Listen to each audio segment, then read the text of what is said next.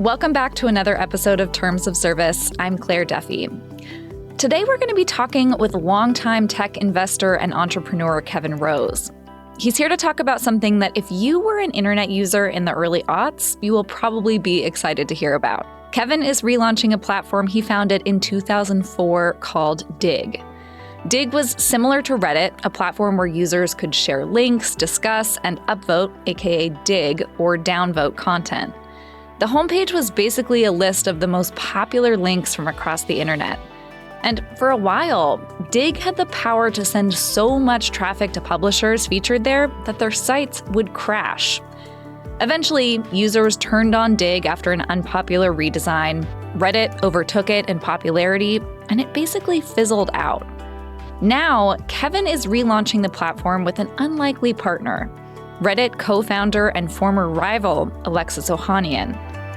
With this revamped version of Digg, Kevin and Alexis have a goal that feels especially ambitious in this moment where people are so divided and AI-generated content is flooding the internet.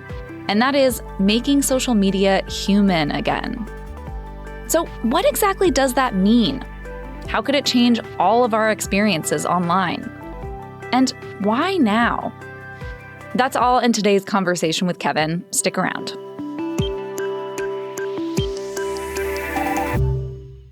We are here today with longtime tech entrepreneur and investor Kevin Rose. He is relaunching the platform that he founded in 2004 called Digg. We are going to get into why you're doing it, but it all has to do with hopefully making social media and the internet a bit more human, right? Yeah, 100%. I mean, this is one of those things where I don't think Alexis or myself would have dared enter into the arena again, just given the chaos that is social media. But it was a very unique time in the world where AI is coming online in a way that we're pretty optimistic can be quite helpful in solving a lot of these bigger problems, as long as we're actually doing it right and really making sure that we have a chance to go back to the bare metal, the first principles, and build a network from the ground up. What would you do today that's differently? And the answer is quite a lot. Yeah.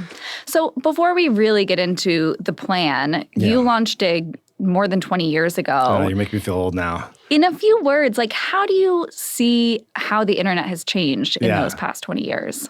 Well, I mean, we had no idea what we were doing. So in 2004, when the Digg button was the first button to vote on things, and this was like pre-Facebook likes and everything else. I remember when Zuckerberg came to my office, and he wouldn't sit in a chair. He was like a kid, and he would just sit on the ground, which was so odd, but whatever. And so I'm like sitting in a chair, he's sitting on the ground. He was asking me about likes and not likes, but digs and voting and how we thought about that. And at the time, we had gone and we had filed a patent for this idea that someone would say, I like this piece of content, but more importantly, that would feed back into an algorithm that would then say, I understand this person's interests, and I'm learning more and more about this person. And our naive thought was that we will put better content that the user actually really loves and enjoys right in front of them based on the stuff that they've dug in the past.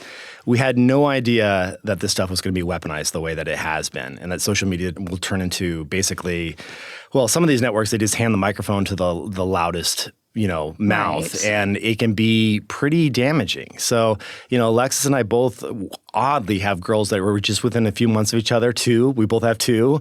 And we were like, we need to build a better world, a more human world, especially given how much of these agents and AI and bots are just going to be taking over the entire internet and eroding all trust if we're not careful. Yeah. I have to know, too, where did Digg, the name, the idea of that's what you call a like, where did that come from? As a product of California surf culture myself, I love it. Well, there was no the term like hadn't come out yet, and so I thought of Digg as there's all this great content underneath the surface, under the ground, hidden, that needs to be discovered. And so the idea I had was okay, Digg will just be a way to unearth that, and the more votes something receives, the more exposure it will receive. And so it was just the idea of finding the gems in the rough and kind of bringing those to the surface that turned into that. So it was very much like a Reddit homepage. And so Reddit came on the scene a few months later. We competed with Reddit and we beat them for about 6 years. So much so that they sold the Condé Nast and we thought we had won. And then they kind of respun it back up. By that time we were old and we were pretty mature and our investors were pushing for us to go more mainstream and less of the weird news, which is what we were so known for. And then Reddit opened up the taxonomy, basically allowing for any community to spin up. So you could say, I want a community, about knitting or whatever it may be, your weird little interest or niche interest that you have.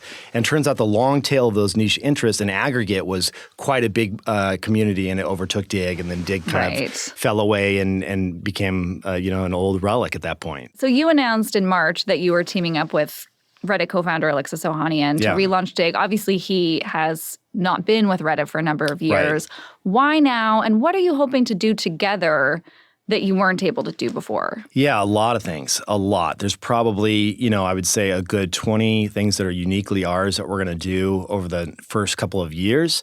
A lot of the early stuff will be kind of like table stakes. Let's get this thing up in the air and flying. But then very fast follow with a lot of the new novel stuff that I think will force Reddit's hand to make some pretty dramatic changes. There's a lot of things that you can read about it online, but Alexis' departure was very public, and that he was pushing for change, and he ended up quitting and leaving the board, and they actually removed him from the S1 filing, which was like a really dick thing to do. And there was a bunch of stuff there that just didn't land well for me reading from the outside, and then, I'll let him speak to that on his own terms. But as you can imagine, he's fully divested and separate from Reddit. So when we started thinking about these things, it's just, it's very apparent that Reddit is really powered by about, call it 50 to 75,000 non-paid moderators that do so much heavy lifting. And they are, their tasks are very laborious and boring, and they're banning people, and they're just dealing with a lot of archaic tools on that side.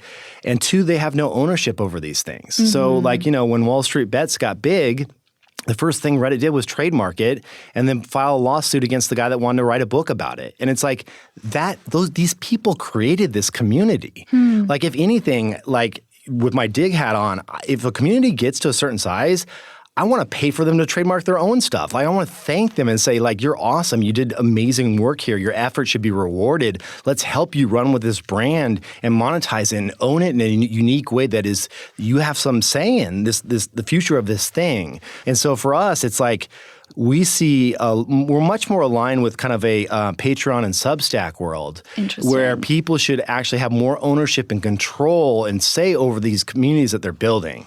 And so if we can get there, I don't think this is a winner take all. So we're not trying to destroy Reddit, but if we can do some things on that front that really force them to go in and really put community first, it'll be a win for the entire internet. Yeah.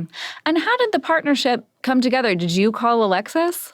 So Alexis and I had been at first enemies for many, many years. We really didn't like each other, even though we didn't know why. We were just competitor. And then it was one of those things where I saw him start posting about his girls and the love for his girls. And I was just like, this is a good dude. Yeah. And so I reached out to him, and we were chatting lightly. And then he was like, I'm raising another fund. Do you want to invest? And so I invested in his fund, 776. And we did some deals together on the investment front. And then it was one of these things where we did a podcast together. And we're like, okay, let's break bread. And we ended up just jamming so well on that podcast. We were like, oh, we should be friends. And it was just it turns out the reason why we built these things in the beginning was because we have a lot of overlapping interests, And so it kind of kicked off that way. And then when this opportunity to buy Digback came yet again, because it's come on my plate a few times, just what we can do to help these moderators, what we can do to change the entire game is so unique right now with the application of AI that it was made sense to go and fund this thing and go for it. Right now, if you go to the Dig website, it's stay tuned, basically. Yeah. Can you give us a teaser on when do you think you're going to be able to relaunch, and will it look at all like the old Dig? Yeah, there'll be definitely, we at our peak, we had 38 million people a month that were coming to Dig. So in today's standards, that's tiny, but it's a decent sized site. We want a little bit of nostalgic kind of action going on there. So you'll feel the old Dig vibes kind of shine through for the hardcore. And that's we've had a couple 100,000 people sign up to be a part of the early beta. So those are the people that were there and they were like, oh, I remember Dig, bring back those days. So simpler internet, And so that will be there. But then we'll try to pepper in new advances and push things forward in ways that make sense. Very quickly thereafter. And so we've got 25,000 people that are part of this Groundbreakers community, which is like the early access community that we capped it at 25,000, and we're going to move all of them over and get them kicking the tires, squashing bugs, and like giving feedback right away. Got it. Yeah, that was a question for me. Like, how do you, once this is up and running, how do you attract users away from all of the other platforms that are occupying people's time right now? Well, I think everyone wants to build the X killer / Twitter killer or whatever. And there's been so many clones of that type of interface, but no one has really gone after what I think Reddit is quite good at or was good at. And I say was not as a slam, but we're entering into a world where agents and bots are taking over a lot of these conversations without people knowing it. We need to put and make sure that human verification is a very important piece of the future of this. Interesting. So trust is gone. It's dead. And so we need to start first and be very deliberate and very intentional about who we onboard, really making sure that they're human to the best of our abilities and making sure that's a gradient of trust that we have that people need to maintain over time. Because in our opinion, when humans come together around topics and have conversation, they want connection. And we think connection is a big part of this, like real human connection. If they're having conversations about these things, trust needs to be at the front and center. So if I say, hey, I've had a Whoop band and I've owned it for 5 years, I should both be able to prove that inside of Dig, kind of like the verified purchases that you see on Amazon. Yeah. And you can do that in an anonymous way. So we very much see a world where people are conversing about things, having conversations, they're debating different topics. And yes, AI can be there to fact check. Yes, AI can be there to extend the information and always be, flagged as such, or find me other relevant articles that I may be interested in reading. Like ask questions of the corpus of data. If the new Switch comes out and I want to know what type of GPU it has from Nintendo, I shouldn't have to go and look that up. I can ask AI in 2 seconds directly on Dig. Those are no-brainer features, right? Yeah. But I think that the humans are always going to be the most important piece of this network. And if we can do that, then we will have the most trusted platform out there. Because we believe, and we've seen this, LLM prices are falling. The cheapest LLMs now can act like a human and convince you and hang out in your DMs for 6 months. They don't breathe air, so they can hang out in your DMs for as long as they want and just hang out and have conversations with you and slowly convince you over time, months or years, to eventually buy something, take action on something, change your opinion on something. And I don't want to be a doomsday scenario type person here, like there's this whole dead internet theory that is all going to be run by bots and AI. Yeah. And I think that's a little wild, but I think it is a real risk that we need to pay attention to right now. And so that's top of mind for us. Yeah, it makes sense that you would want to know, am I in a space on the internet where I'm interacting with people or AI? Right. Like, obviously, there will be both. How do you do that human verification piece? Because obviously lots of platforms, Elon, when he bought X, said that dealing with the bots was a big motivation. We've not seen all that much action on that front, at least publicly. How do you do that? And will you also be trying to preserve the ability for people to interact anonymously, even if they've been verified on the back end as a person? These are such great questions. Yeah, and I think you're hitting two very important parts. Like one, there is no silver bullet for humanness on the other side because you're going to have agents that are acting on your behalf, and in some cases that'll be okay. Like go find this information on Dig for me. You're an authorized agent to go and do this, right? But there are a whole slew of technologies that kind of overlap each other that you have to apply and look at this kind of gradient of who we know or what we believe to be true about this particular person. Then there's other things where like if you can do as simple as a $2 fee on a Stripe charge, where Stripe's seen 90+% of the internet's credit cards. They give you something back called the Stripe Radar Score. And the Radar Score says, okay, does this person, they look at like over 200 different pieces of data out there. And the most important thing to Stripe is to prevent fraud from happening, right? So they know what disposable cards look like. They know if they've seen somebody that, has an email address that has had an active Adobe Cloud subscription for the last 3 years. Like they can tell, are these real people behind here? And then you pair that with unique device identification along with how does this person normally show up? So the models behind the scenes on our end, they take all these things into account. And they say, so let's say, for example, you have an account, you do some of these things, and you're like, yeah, I'll give Dig a couple dollars because I want to get that next level of verification. I'm really verified on Dig. I'm trusted. And then all of a sudden, out of nowhere, your email address changes and your country changes, and you're posting completely different topics than you've ever posted before. Like, we're going to know that, and we'll be able to flag that and like really run that down through a series of checks to make sure you just moved or something really weird changed about your personality, or so there's a bunch of models that you have to have running 24/7, 365 on the back end to check this stuff. So another great example is as you're about to post a comment in 200 milliseconds or less from Google right now with some of their ML tools, I can do complete sentiment analysis of that comment like soup to nuts. I can tell you, is it hate speech? What topics is it mentioning? Is it mentioning products? Is it trying to convince someone? I get all of these different parameters back. And I can even prevent that comment from being posted. I can tell you you're not showing up correctly for this community in the way that you're about to post some really outrageous, attacking another user or something like that. I can give them a timeout. There's all of these pieces of tech that exist that need to be implemented right now that no one's just really taken the time to put in there that should be happening right now. Like, it should catch this stuff as it's coming in the front door. And so that's on us to build out. Why haven't the other big platforms done that yet? There's two things. One, they're at a scale where it would be extremely difficult to go back, and they have a lot of sins to correct for, meaning that they have millions and millions of bot accounts that are already on their platform. Right. And so, you will get outrage from millions of bots if you start cracking down on them. And I know it sounds crazy, but they can actually really influence and cause creating trending topics. They have a secret hand. They have a secret seat at the table in a lot of these networks. And you may not like them, but they know that they're there. And so it's a cat and mouse game, and it's something that we're very lucky because we get to start from the beginning right now when we already know about these problems, whereas they started when they didn't know about these problems. And so they kind of watched and in some cases missed how they were growing up around them. And so it's not going to be perfect. It's not like we're going to be 100% bot free. But, we'll put that control back in the hands of the community managers as well. So meaning like, I'll give you an example, and this is a really extreme example, but we know right now, front page of Time that just came out with Sam Altman's startup Around World and the retinal scans that are done on humans, right? That's the most extreme verification of human verification that you can find out there, right? And so there could be a world where you say, I'm going to create a new community on Dig, but only allow in verified world users or only allow in users with this level of trust, right? And so if you really want to be protective of your community, you can decide when and how to let different people and different audiences inside of this community.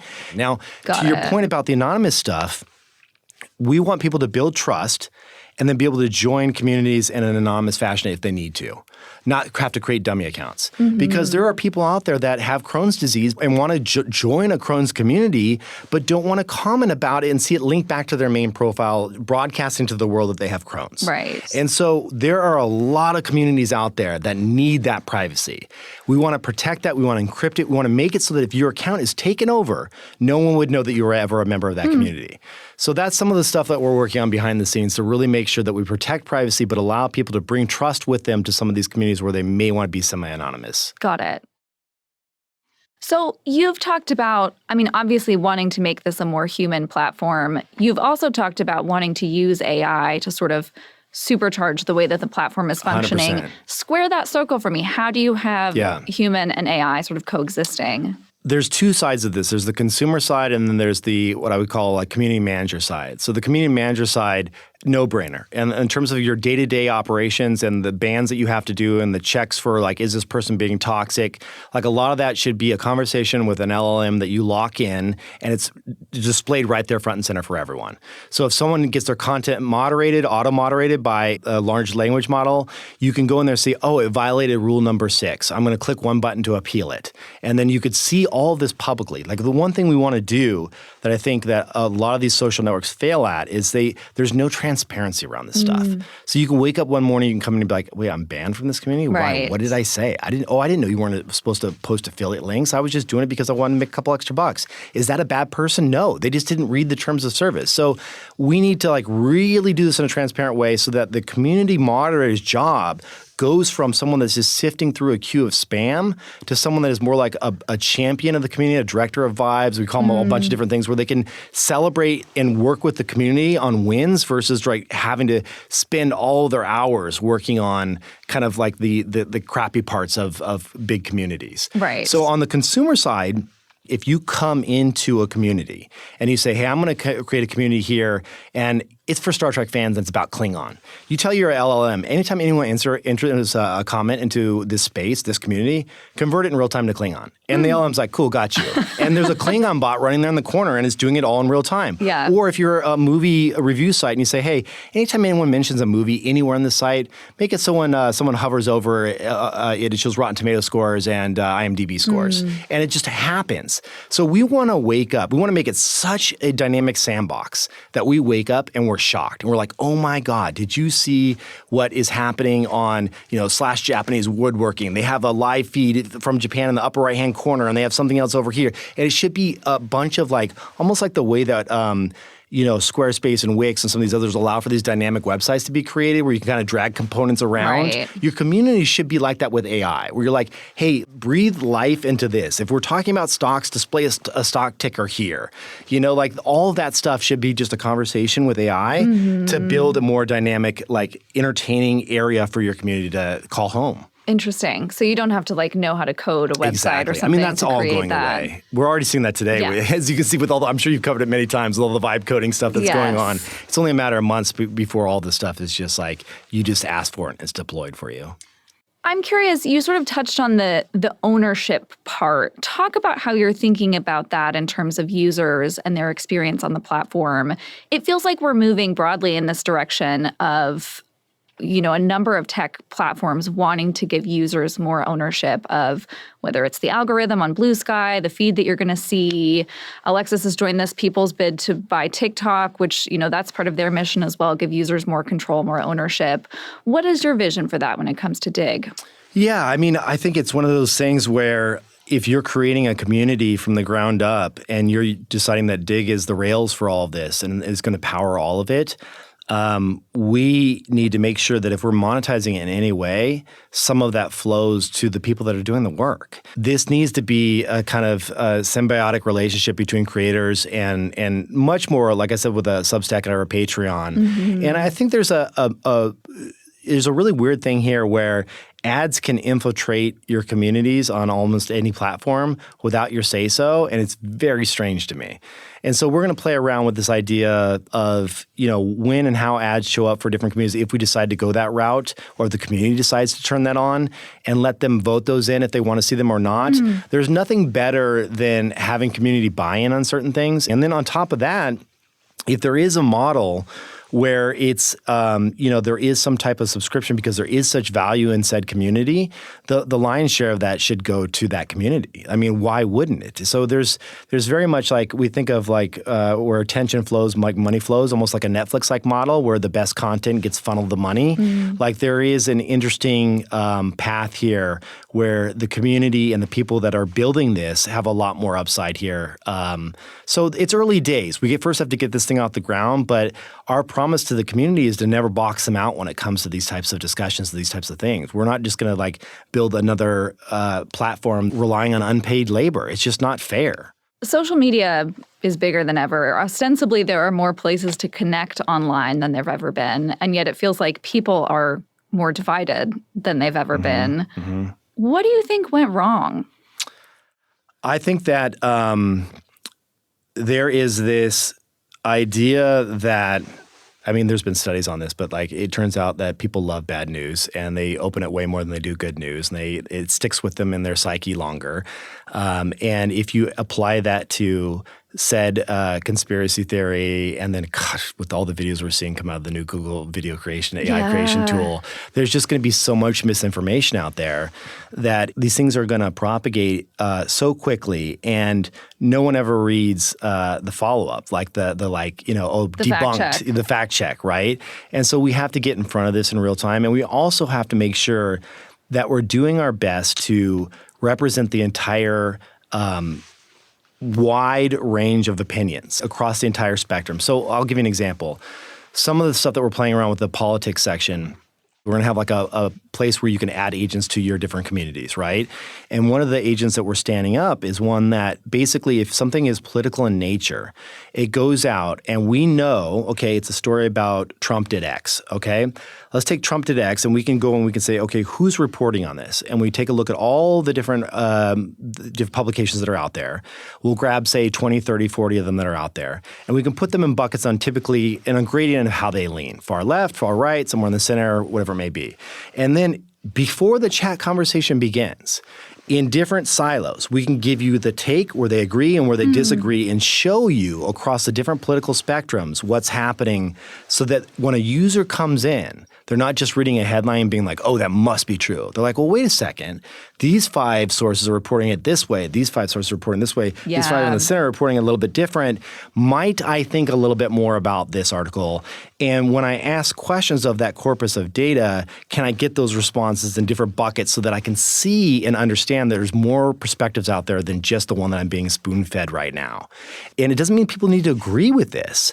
But no matter where it lies in terms of controversy, let's at least show what everyone is talking about and not just reinforce what they already believe to be true. Right, because it's so easy now to get down your rabbit hole and be surrounded really only by people who have the same perspective as you. That's why we don't have following on Digg for this very reason. You can't follow a bunch of accounts. Like it's not based on following. It's more based on where you show your time and interests and kind of how you navigate the different communities that you sign up for.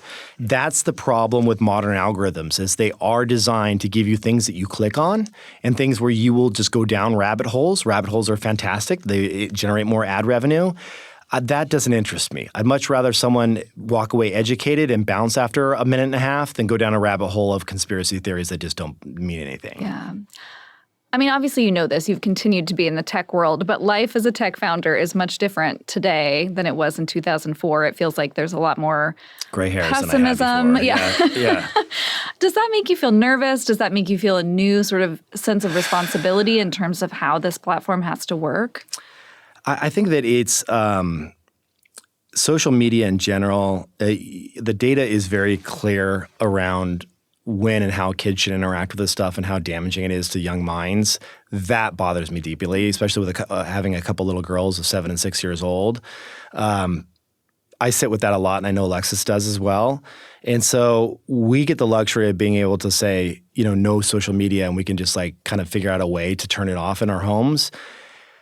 There are a lot of people. My sister was a single mom. She wasn't always is watchful because she's juggling 30 other things. Like many families are in this situation. So it's like we have to make sure that we're doing our damnedest to right some of the wrongs of the past and really figure out how we can avoid some of these things. I do like that it is top of mind for a lot of the leaders. Like I saw recently that TikTok added a thing where they if you're spending too much time on there, they push you into a meditation now and try and get you to get off the platform. We need a hell of a lot more of that. You know what I mean? So we need to get people outside. A lot of what Digg is going to encourage is in real life meetups. We think that's going to be a big way. We want to get people connecting in real life around, topics in their community that they care about. And so a big push is the offline component as well. You'll see us building features that specifically encourage that type of behavior. So I don't know. I mean, listen, we're going to make a lot of mistakes. It's just messy out there. And our promise is we're not going to be too afraid to kill something if it's doing harm or roll it back. And it will never be at the service of more revenue. It'll be at the service of trying to make the world a better place. Yeah. And those are, it's easy to say that. Right. It's hard to actually do it. And so the real proof is going to be, me sitting in this chair 5 years from now and you being like, damn, you did do a lot of these things that sacrificed a lot of your revenue because you wanted a better platform. I'd rather not go public, just run it at break even and be happy with how my head hits the pillow at night than, be some big entity out there that is just doing it for the click and the clickbait. And Interesting. That's the hope, but it's not easy. Are there things that you think that individual people can do to contribute to making our online spaces more human, more community-driven? Or is it really up to the platforms to kind of drive that? I mean, I give you my personal hacks with things like put a rubber band around your phone. So every time you pick up your phone, you ask yourself, do you need to actually be picking it up right now? I love it. So little things like manual hacks like that. Yeah. But I think it has to be at the platform level. And if we can encourage those micro meetups, and there is more trust, and it's not just like some shady anonymous person meeting you at a park late at night, and we can actually create real, powerful in-person connection around these interests, I think that's going to go a long way. So yeah, I think it's something we need to build. That's 100%. interesting. Yeah. Like finding community rather than the incentive being, I just need as many people to like this or follow me or whatever so I can get ad revenue. Exactly. So it's like it would be weird for an existing social platform to try and push people off of their product and in real life to meet. But we believe that people show up better online once they've had real in-person bonds with humans, right? We've seen this. Like when there's communities that form, and there's a bunch of examples of like these intimate communities that are like these kind of private invite-only communities. There's support groups either for whether it be like cancer survivors or Alcoholics Anonymous or you name it. When they get together in person and they get to know each other, they are way more compassionate to each other online. And so I'm not saying everyone's going to do that because obviously people are really busy. But if we can figure out a way to pepper that in throughout what we do and make that a big part of the celebration of what Digg is as a platform, is it's celebrating us getting outside. So meaning like celebrating like if I bring my phone to a meetup and we've geofenced you and we know that you're at that meetup with X number of other people, that should extend my in-person credibility that we actually know that there's a human behind the screen, right? And we can also show that I have a little bit more power in that community and I'm more connected to that community because I'm willing to go to the extent of an in-person meetup and gather and have conversations in real life. And so I think there's something we can do there around a proof of personhood and then also more trust and influence as you actually gather. Well, Kevin, thank you so much for doing this. This is such an interesting conversation, and I hope that we do come back in 5 years to talk about how it's gone. Yeah, absolutely. Thanks for having me. So I'm fascinated by this idea of a social media platform that actually encourages real in-person meetups and conversations. That feels like a throwback to an earlier version of the internet that we could really use right now. This revamped version of Digg isn't out just yet, although you can sign up for early access at reboot.digg.com. In the meantime, here are some things I'm taking away from this conversation with Kevin that you could think about as you navigate the current social media world.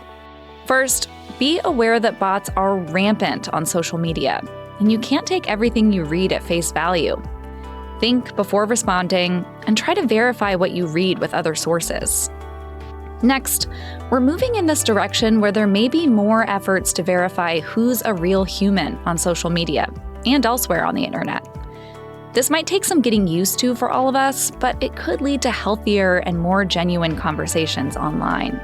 And finally, there's a growing push by startup platforms to give users more agency over their experience on social media, whether that's new payment schemes for creators or letting users control the algorithms for their own feeds. If you're creating content online, it may be worth exploring these newer platforms for sharing and monetizing your work. Thanks for tuning in to today's episode of Terms of Service. I'm Claire Duffy. Catch you next week.